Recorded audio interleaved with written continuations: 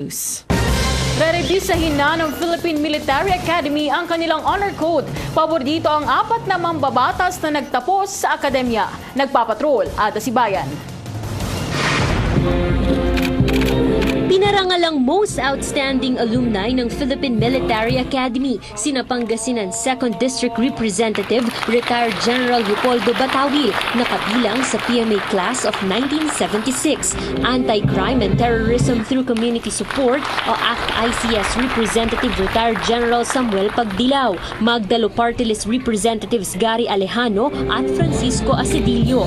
Payo nila sa mga first class cadet ng PMA, igalang ang honor code. Pabor ang Cavalier Congressman na revisahin ng PMA ang honor code.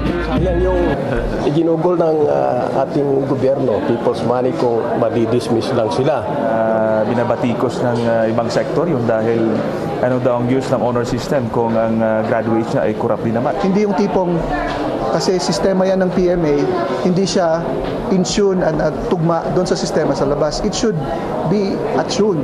Somebody who's being investigated, he must be given a chance to be heard, a chance to confront what the evidence are. Ayon kay PMA Superintendent Major General Oscar Lopez, kasalukuyan nang nirerebisa ang honor code. Hulyo 17, kinausap ng PMA ang mga kadete. Not only on the procedures that we are concentrating on, but more on the honor education program. Because if there are no violations, yung mga procedures na yon, para wala na yon. Sunod na kakausapin ng PMA ang mga officer, foster parent at sibilyan.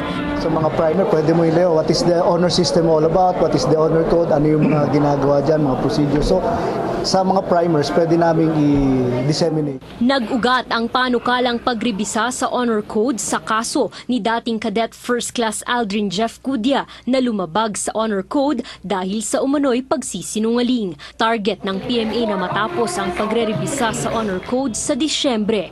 Ada Sibayan, ABS-CBN News. May bagong paraan na